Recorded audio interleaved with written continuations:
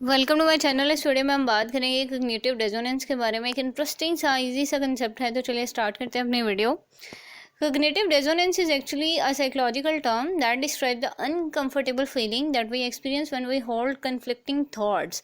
What does it mean? It means that कि basically cognitive dissonance इस चीज़ को कहते हैं कि जब आप दो thoughts जो हैं दोनों एक दूसरे की opposing हों और आपके माइंड में बार बार वो चीज़ें चल रही हों, ठीक है, और आप एक चीज़ जो है वो डिसीजन नहीं ले रहे।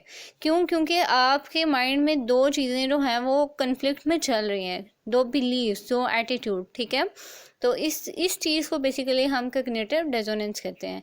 And it also occur when our action or beliefs contradict each other, यानी कि जब हम एक अपोजिंग बिहेवियर कर रहे होते हैं। लेट्स सपोज कि एक एग्जांपल है, इसके थ्रू आपको क्लियर हो जाएगा। और ये बहुत सिंपल से कंसेप्ट हैं जो कि मैं आपको विद इन अ डेफिनेशन और एक एग्जांपल एक क्लियर कर देती हूँ। तो ये आपकी साइकोलॉजी से रिलेटेड और भी बहुत सी वीडियो हैं जो आप देख सकते हैं।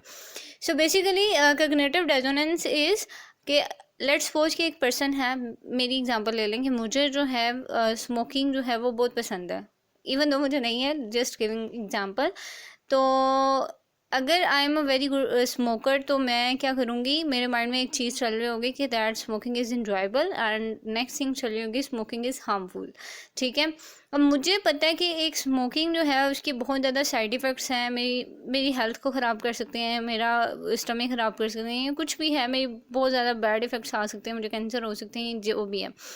Still I am using smoking. Why? Because I have two contradictory thoughts कि मुझे वो उस चीज़ की नीड भी है, मुझे वो चीज़ चाहिए भी, लेकिन मुझे पता भी है वो मुझे हार्म कर रही है, स्टिल मैं उस चीज़ को नहीं छोड़ रही हूँ। तो ये क्या हो जाएगा? कॉग्निटिव डिसोनेंस, ठीक है।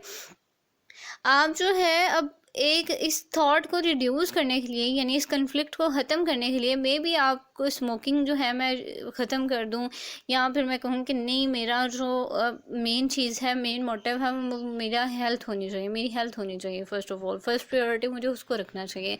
तो मे बी इस वजह से मैं स्मोकिंग क्विट भी कर दूँ, तो इस वजह से जो कॉग्निटिव डिसोनेंस है जो वो रिड्यूस हो जाएगी, आपकी टेंशन जो है वो रिड्यूस हो जाएगी। Why? Because you are eliminating the things that you don't like, right.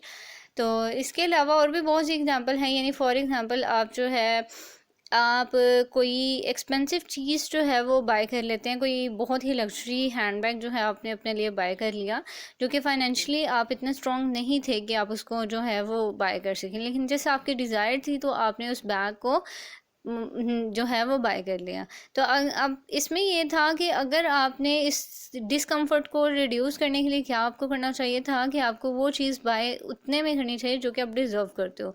अपनी चादर से ज़्यादा पाँव आपको नहीं फैलाने चाहिए, ठीक है। तो जब आप ऐसा करेंगे तो इट विल ब्रिंग सैडनेस और जो भी है डिप्रेशन आएगा। तो बेहतर यही है कि आप चीज़ों को वैसे ही ट्रीट करें जैसे आप हैं। तो अब इससे रिगार्डिंग आपका कोई क्वेश्चन है, कुछ भी शेयर करना चाहते हैं, इसका मुझे कमेंट सेक्शन में बताएं। अपना और अपने प्यारों को बहुत सा ख्याल रखें। मिलते हैं नेक्स्ट वीडियो में। सी यू।